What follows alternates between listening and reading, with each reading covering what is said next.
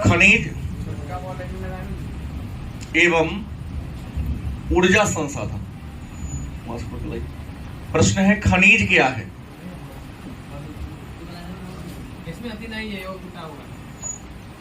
या खनिज संसाधन से आप क्या समझते? तो एक बात है, आप लोग पढ़े होंगे खनिज के बारे में, आपको शुरू में बताया गया होगा कि भूमि के गर्भ से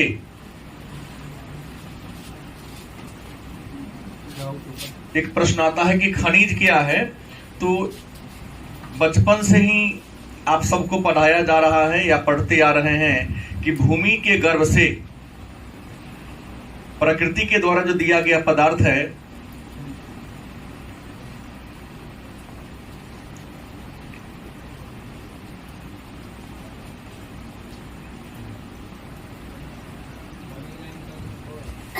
भूमि के गर्भ से प्रकृति के द्वारा दिए गए पदार्थ को कोरकर या खोदकर निकालना।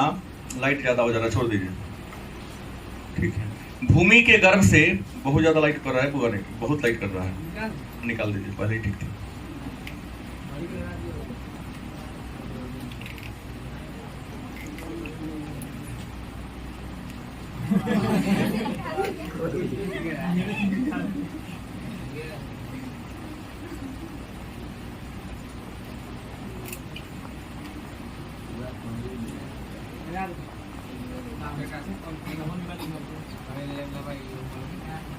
भूमि की खनिज क्या है? तो आपको पढ़ाया गया है कि भूमि के गर्भ से कोरकर या खोदकर निकाले गए पदार्थ को क्या कहते हैं। लेकिन प्रश्न होगा ये खनिज बनता कैसे? तो आप 10 क्लास में पढ़े हैं कि हमारे भूपर पट्टी में लगभग 2000 प्रकार के तत्व हैं या पदार्थ हैं। हमारे भूपर पट्टी में लगभग 2000 प्रकार के पदार्थ या तत्व मौजूद हैं, लेकिन सभी तत्व अलग अलग नहीं हैं। क्या अलग अलग हैं कि यहाँ लोहा होगा, यहाँ तांबा होगा, यहाँ शीशा होगा, यहाँ टीन होगा, यहाँ सोना है, ये चांदी है। सभी तत्व आपस में क्या है? मिला जुला। तो उन सभी तत्वों के मिले जुले रूप को ही हम क्या कहते हैं? खनिज कहते हैं। भूमि के गर्भ से उन पदार्थों को निकालते हैं और अलग अलग प्रक्रिया के द्वारा उनको क्या करते हैं? छांटते हैं, और छांटकर अपने जरूरत के अनुसार उनका अलग अलग वस्तु का क्या करते हैं? निर्माण करते हैं। तो सबसे पहला प्रश्न होगा कि खनिज क्या है? तो आपको पढ़ाया गया है, बताया गया है, आप पहले से ही जानते हैं कि भूमि के गर्भ से खोदकर या कोरकर निकाले गए पदार्थ को, भूमि के गर्भ से खोदकर या कोरकर निकाले गए पदार्थ को क्या कहते हैं? खनिज कहते हैं। और खनिज बनता कैसे है? तो खनिज हमारे प्रकृति में, हमारे पृथ्वी में, हमारे भूगर्भ में अनेक प्रकार के पदार्थ या तत्व मौजूद हैं, लेकिन वो सभी पदार्थ या तत्व आपस में क्या है? मिले जुले हैं। तो सभी प्रकार के तत्वों का मिला जुला रूप ही क्या है? खनिज है। अब सवाल है कि ये खनिज का आधार क्या है? खनिज का आधार क्या है? तो आपको बता दूं, खनिज का आधार है मैग्मा। खनिज का आधार क्या है? फिर जो बच्चे नहीं पढ़े हैं वो हमसे प्रश्न करेंगे, सर ये मैग्मा क्या है? मैग्मा कहते किसे हैं? तो 11 में जो नहीं पढ़े उनके लिए बता दे रहा हूं कि हमारी जो पृथ्वी है, पृथ्वी के नीचे तरल पदार्थ है। जैसे जैसे धरती के नीचे जाते हैं तो प्रति 165 मीटर की गहराई के बाद टेम्परेचर 1 डिग्री सेंटीग्रेड क्या होता है? बढ़ जाता है। 1 किलोमीटर ज्यादा गहरा में जाओगे तो लगभग टेम्परेचर 6.5 डिग्री बढ़ जाएगा। तो जैसे जैसे नीचे जाएंगे तो गर्मी पड़ने के कारण कोई भी पदार्थ पिघल जाएगा। तो भूमि के नीचे जो पिघला हुआ पदार्थ है, जो तरल अवस्था में पदार्थ है, तो पिघले हुए या तरल अवस्था में पाए जाने वाले पदार्थ को हम क्या कहते हैं? मैग्मा। और यही मैग्मा ही खनिज का क्या है? आधार है। अब सवाल है, तो ये जो खनिज है वह संसाधन कैसा है? तो खनिज प्राकृतिक संसाधन है। खनिज कैसा संसाधन है? क्योंकि इस खनिज को चाहे वह लोहा हो, सोना हो, चांदी हो, तांबा हो, टीन हो, पीतल हो, इन सभी संसाधनों को किसने दिया है? प्रकृति ने दिया है। तो खनिज कैसा संसाधन है? तो मैं आपको बता दूं, खनिज प्राकृतिक संसाधन है, लेकिन जो जितने भी खनिज है, खनिज दो वर्ग में रखा गया है। एक खनिज है नवीकरणीय और दूसरा क्या है? अनवीकरणीय। ये जो खनिज है नवीकरणीय और अनवीकरणीय दोनों हैं, लेकिन आप बता दें अधिकांश खनिज अनवीकरणीय के कैटेगरी में ही आता है। लेकिन लोहा का अयस्क, तांबा का अयस्क यूज किए, खराब हो गया, तब पुनः उसको रिसाइकल हम कर सकते हैं। तो खनिज नवीकरणीय मतलब एक बार यूज कर लिए, उसको रिसाइकल करके पुनः यूज में ला सकते हैं। लेकिन एक बात है, पहले के गुणधर्म से थोड़ा सा इसमें चेंजिंग आ जाता, बदल जाता है। और कुछ ऐसा है जैसे पेट्रोलियम है, कोयला है, उसको एक बार यूज कर लिए तो हमेशा के लिए क्या हो जाता है? नष्ट हो जाता है। तो खनिज नवीकरणीय भी है और अनवीकरणीय। अब सवाल है कि खनिज की विशेषता क्या होती है? 2 अंक का प्रश्न पूछा जाता है कि खनिज की विशेषता क्या है, खनिज की विशेषता बताइए। तो खनिज की पहली विशेषता यह है कि संपूर्ण विश्व की अगर हम बात कर लेते हैं तो खनिजों का वितरण समान नहीं है।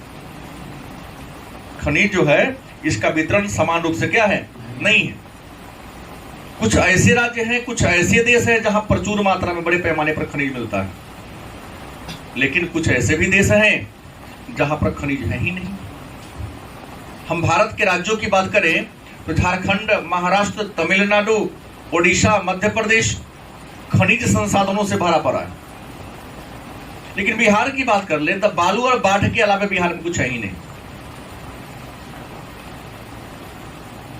गलत किसे? बीपीएससी में एक बार पीटी में प्रश्न आया था कि बिहार की विशेषता तो बाढ़ बालू, ऑप्शन में दिया था, यही तो है यहाँ जो था। 15 नवंबर 2000 को झारखंड के हिस्सा में चला गया। ऐसा बात है ना। तो प्रश्न है खनिज की विशेषता क्या है? तो खनिज की पहली विशेषता यह है कि खनिज समान मात्रा में सभी ओर मौजूद। कुछ ऐसा राज्य है जहां ज्यादा है, कुछ ऐसा राज्य जहां कम है, और कुछ ऐसे भी राज्य जहां खनिज है ही नहीं। दूसरी विशेषता खनिज की है कि जो खनिज कीमती है, जो खनिज क्या है? कीमती है, उसका मात्रा क्या है? कम है। कीमती खनिज का मात्रा क्या है? कम है। और जो सस्ता है उसकी मात्रा क्या है? ज्यादा है। तो कोयला सस्ता है तो प्रचुर मात्रा में है, लेकिन सोना, चांदी, हीरा ये सब कीमती है, इसकी मात्रा क्या है?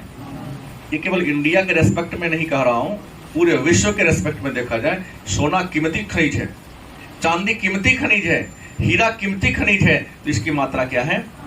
कम है। यूरेनियम की बात करते हैं, यूरेनियम ज्यादा इंपोर्टेंट है, यूरेनियम कम है, थोरियम उससे कम इंपोर्टेंट है। तो अपने भारत के तो केरल में जो बालू का ढेर है किनारा पर, सब में थोरियम का ही भंडार है। अपने बिहार के में तब नहीं है, झारखंड में चला गया है जादूगोडा। हाँ, विश्व का 90% थोरियम भारत में ही, सही बात है। हाँ, बिहार झारखंड के जादूगोडा है जहाँ यूरेनियम का थोड़ा सा भंडार है। ये प्रश्न को कई बार पूछा गया है कि जादूगोडा क्यों प्रसिद्ध है? तो यूरेनियम के लिए जो, लेकिन है ना थोड़ा सा। तीसरी विशेषता है कि खनिज की गुणवत्ता और मात्रा में विरोधी संबंध है। मतलब वही बात कि जिसमें गुणवत्ता ज्यादा है उसकी मात्रा कम है, गुणवत्ता कम है मात्रा क्या है? ज्यादा है। और खनिज की तीसरी विशेषता या चौथी है कि खनिज समाप्य संसाधन है, कि जिस खनिज को आप एक बार निकाल लिए, यूज कर लिए, पुनः जाकर वह दोबारा नहीं बन पाएगा। अब बनने में भी लाखों करोड़ों वर्ष लगेगा। जितनी भी धरती पर कोयला है तो गोंडवाना काल की कोयला है, और गोंडवाना काल हमारे पृथ्वी के विभाजन का काल है, क्योंकि आपको पढ़ा दिया हूं कि आज से लगभग 13.5 लाख साल पहले हमारा पृथ्वी एक ही था, 7 भागों में बटा हुआ नहीं था। उसका नाम था पैंजिया, और एक ही चारों ओर से महासागर था पैथालासा। पेंजिया के बीच में सरकरा जल था जिसका नाम था तेथिज, तेथिज सागर। पेंजिया का 2 भागों में बंटवारा हुआ, अंगारा लैंड और गोंडवाना लैंड। तो उस काल में जो पेड़ थे धरती पर, जो धरती के नीचे चला गया, जो जीवाश्म थे धरती के नीचे चला गया, जो जीव थे धरती के नीचे चला गया, ताप और दाब के कारण जीव जंतु पिघल गया तो पेट्रोलियम बन गया, और पेड़ पौधा ऑक्सीजन की अनुपस्थिति में जल गया तो क्या बन गया? तो प्रश्न है कि खनिज की विशेषता है कि खनिज क्या है? समाप्य संसाधन। अब प्रश्न है, खनिज के हम प्रकार की बात करते हैं। खनिज के अगर हम प्रकार की बात करें कि खनिज के प्रकार कितने हैं, तो सामान्यतः खनिज को 2 भागों में क्या किया गया है? बांटा गया है। खनिज के प्रकार कितने हैं? तो मैं आपको बता दूं, खनिज के 2 प्रकार हैं। पहला जो प्रकार है उसका नाम है धात्विक खनिज, और दूसरा क्या है?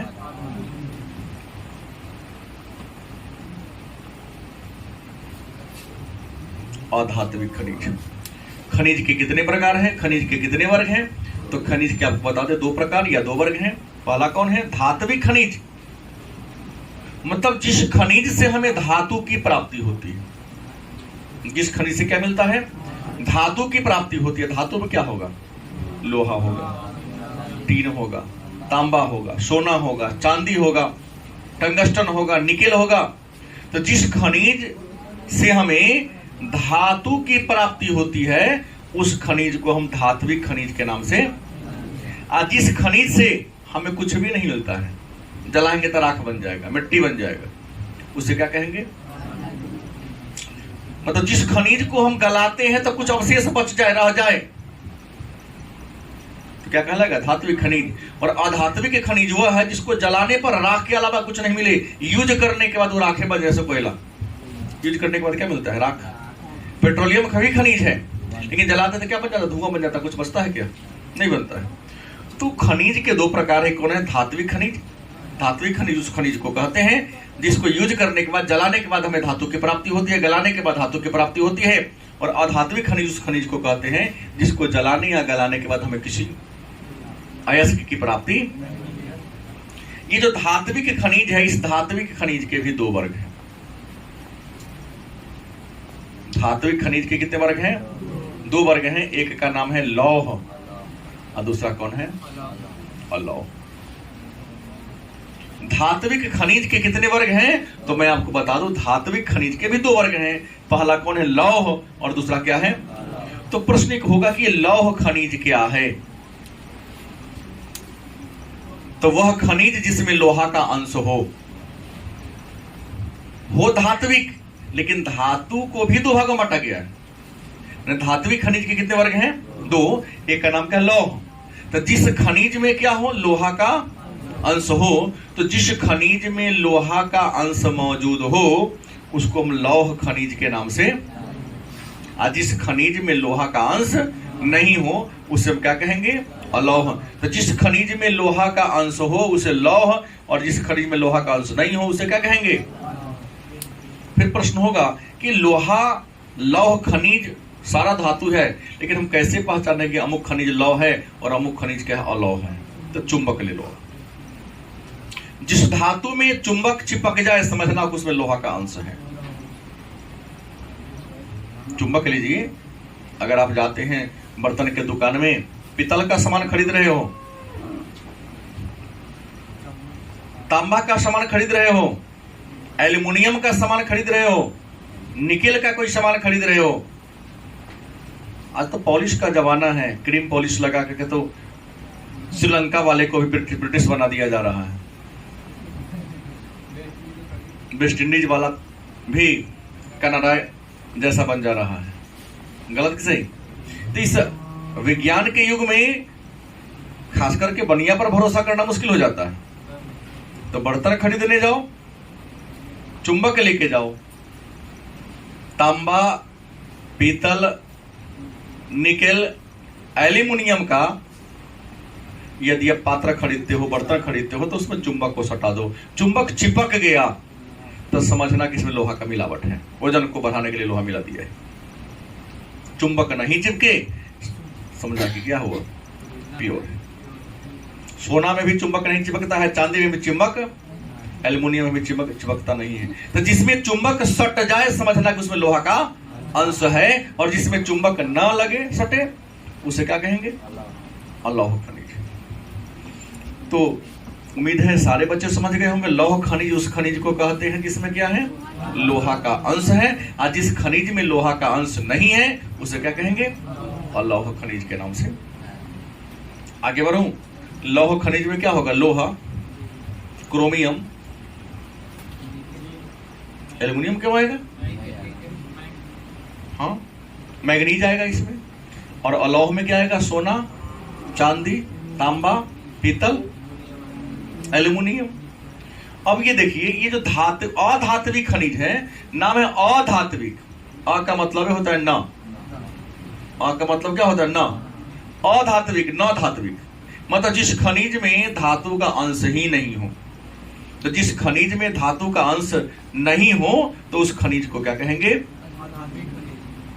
अधात्विक खनिज के नाम से जानते हैं। और अधात्विक खनिज के भी दो वर्ग हैं, जान लीजिए आप। अधात्विक खनिज के भी कितने वर्ग हैं, दो वर्ग हैं।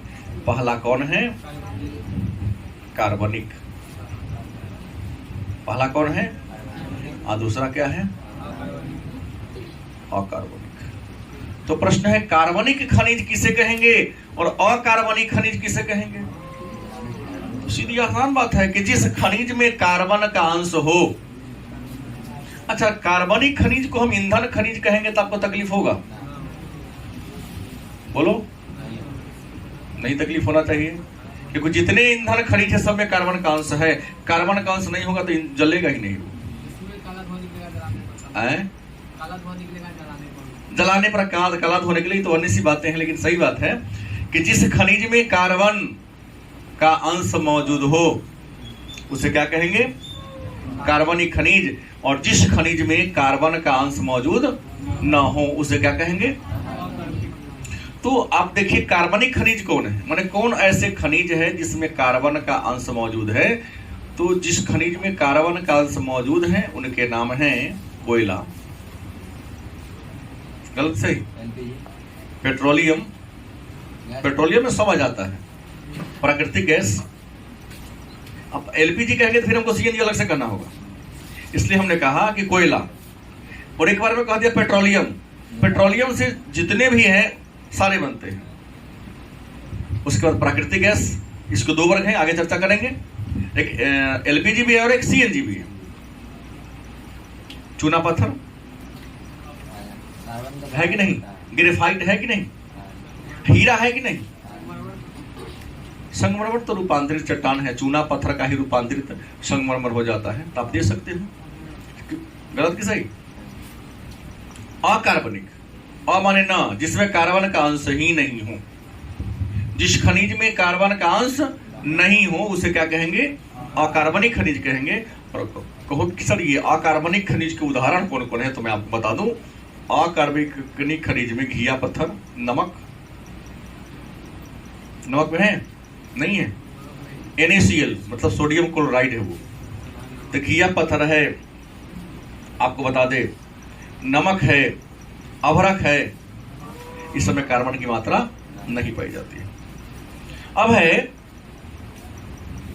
भारत की हम बात करते हैं तो खनिजों का अन्वेषण क्या होगा, खनिजों का अन्वेषण एवं संलग्न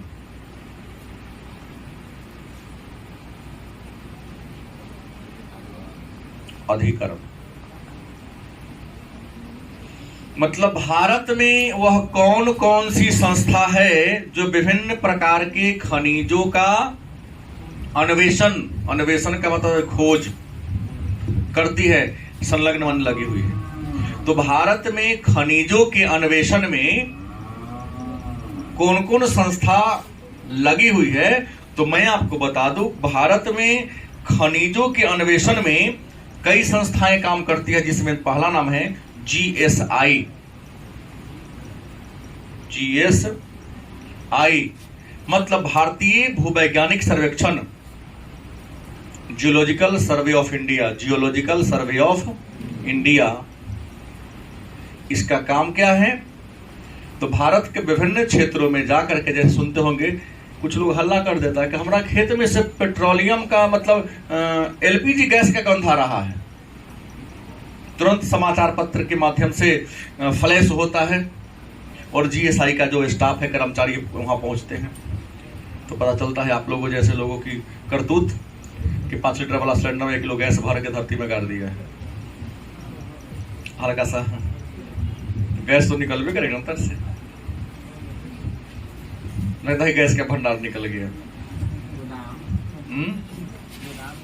गोदाम निकल गया, गांव का नाम उससे बढ़ गया कि फलाने गांव में गैस का ये हो रहा है। लेकिन कई बार सही भी होता है, जैसे कि GSI खोज कर रहा है बिहार के एक मुंगेर जिला में सोने का बहुत बड़ा खान का अनुमान लोग लगा रहे हैं। ऐसा लग रहा है कि विश्व में इतना बड़ा खादान कहीं है ही नहीं। रियल में कहीं सही हो गया। तो बाढ़ और बालू हमने अभी कहा बिहार की पहचान है, तो बिहार की पहचान सोना से हो जाएगी। GSI ने वहां सर्वे किया है, लेकिन कुछ प्रमाण मिला है,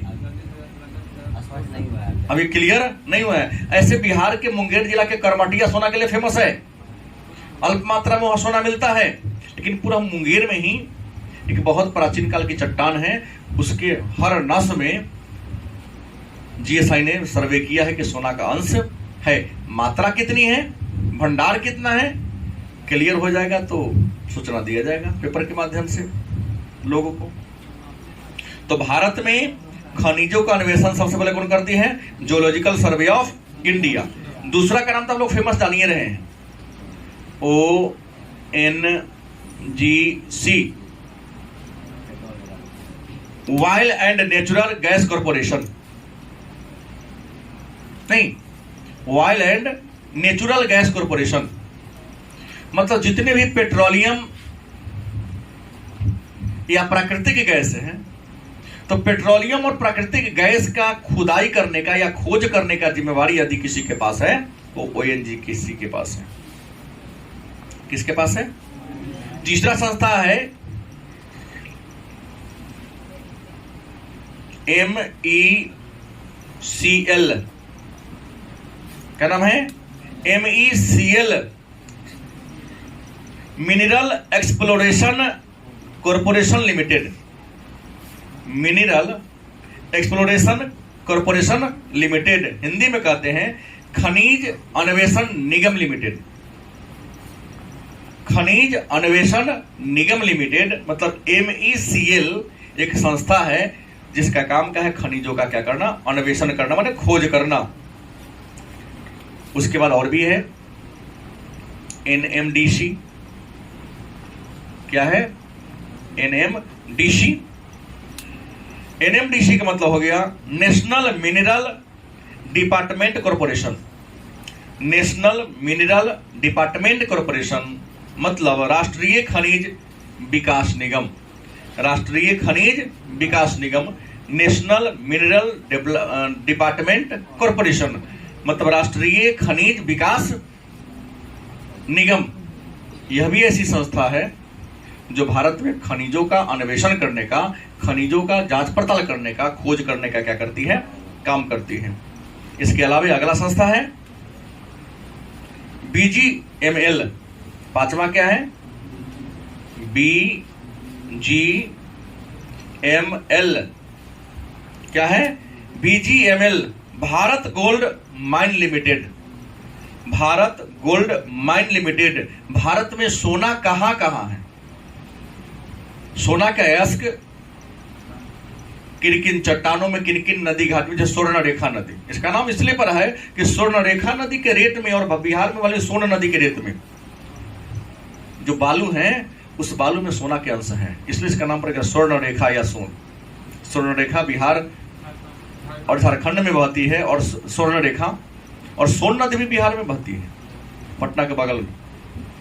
और झारखंड में भी प्रवाहित होती है। तो इन दोनों नदी में जो बालू है, कभी कभी आप नदी किनारे जाइएगा, जब पूरा बालू पक जाए, उसमें ह्यूमस की मात्रा, ह्यूमिडिटी की मात्रा समाप्त हो जाए, तो बालू फुट चमकने लगता है, उजला उजला। लेकिन उजले में कहीं बीच में कहीं पीला चमकेगा। चाहे पूरा बालू ही बालू हो तो उजला में कहीं कहीं पीला चमकेगा, और पीला कुछ और नहीं, वही सोना है। क्योंकि हाथ से चुन लेते हैं तो है तो ज्यादा, लेकिन उसको बनाने में जो खर्च हो जा रहा है, इसलिए सोना या हीरा क्या हो जा रहा है महंगा। हीरा महंगा नहीं होता, हीरा का जो कटाई होता है 24 डिग्री पर उसकी कटाई होती, चमक करने की, उसको फिनिशिंग और कटाई करने में खर्च ज्यादा आ जाता है। तो कटाई और फिनिशिंग में जो खर्च आता है, इसलिए डायमंड का रेट क्या है, बहुत ज्यादा हो गया है। और दुनिया का सबसे बड़ा हीरा का पॉलिश का केंद्र और कटाई का केंद्र अपने भारत के मुंबई में। नीरव मोदी थे ना, डायमंड के ही व्यापारी थे, जो चूना लगा के भागे।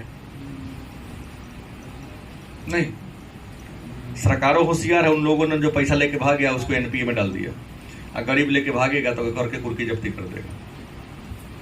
नहीं, तब तो किसने कहा कि 100 में 80 बेईमान, फिर भी देश महान नहीं है।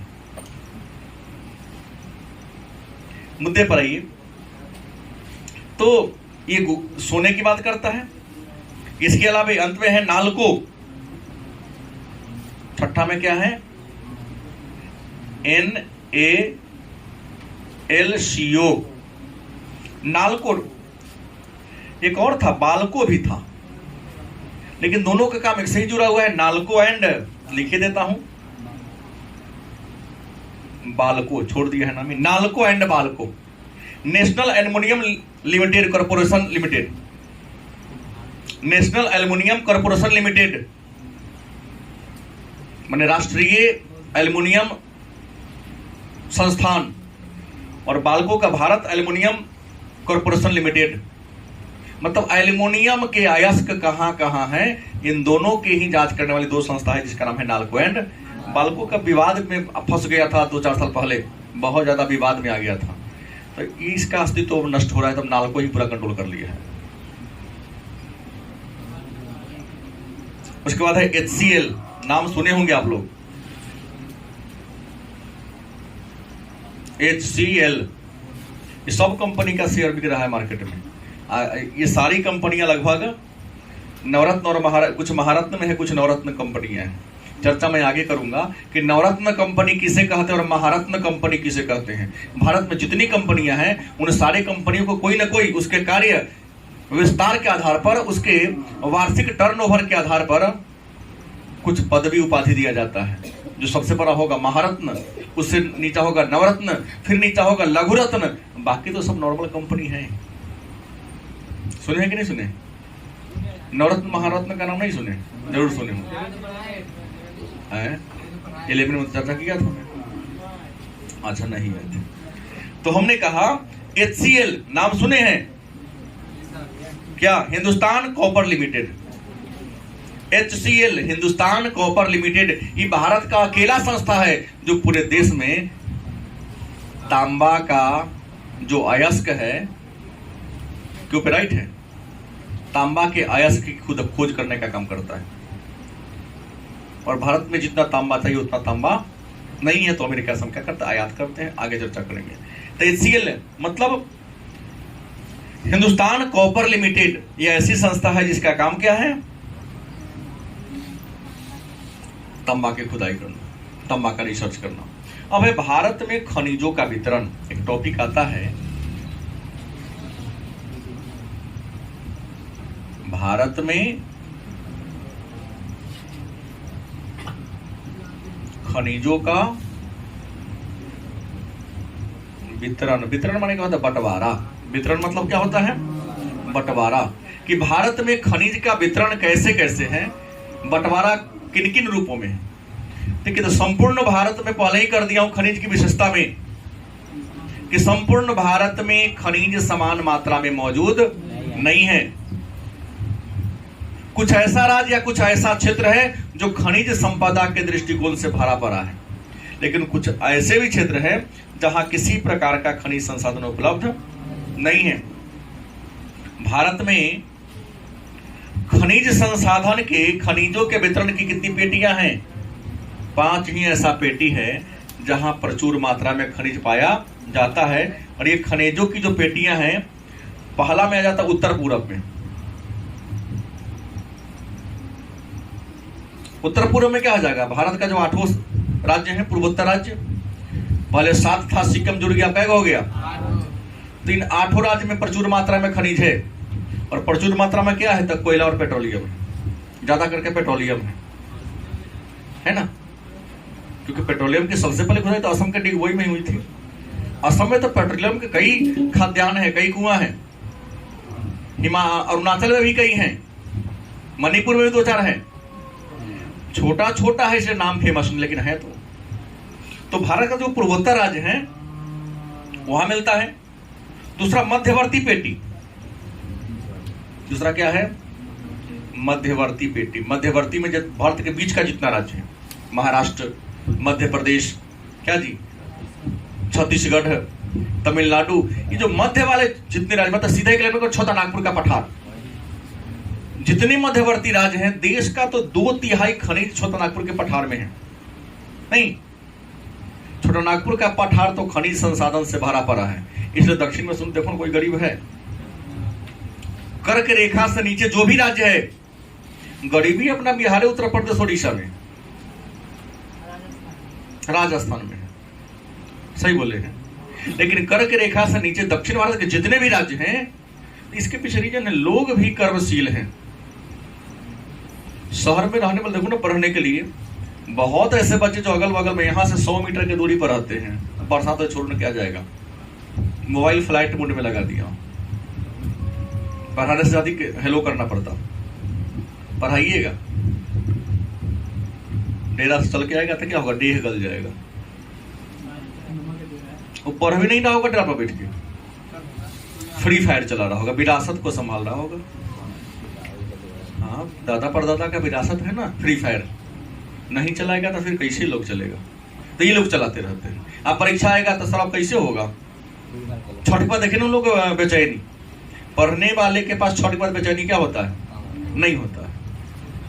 और नहीं पढ़ने वाले छठ पर बेचैन हो जाते हैं। सब कोचिंग का गैस और सभी प्रकाशन का गाइड खरीद के टेबल पर लगा देगा। पिताजी आएंगे तो देखेंगे बेटा तो जी आ गई, पढ़े वाला हो गई, 100 रुपया बेसी देके जाएंगे।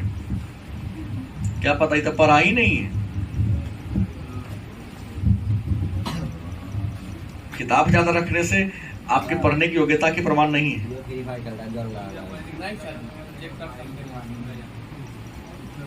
मध्यवर्ती पेटी भारत का सबसे अधिक खनिज संसाधन से बड़ा पड़ा है। उसके बाद दक्षिणी पश्चिमी आ जाते हैं।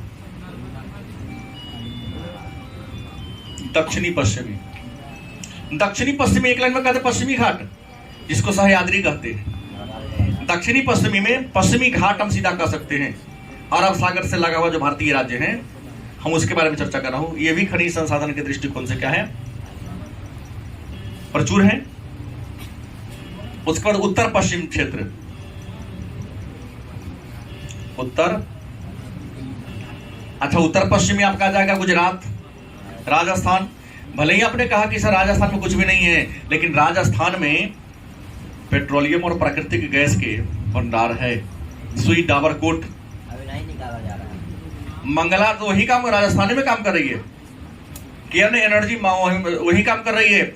और गुजरात में तो मेहसा, ढोलकाना, इसके अलावा आप ले लो अंकलेश्वर, खंभात की खाड़ी, पूरा पेट्रोलियम के लिए ही प्रसिद्ध है, प्राकृतिक गैस के लिए ही प्रसिद्ध है।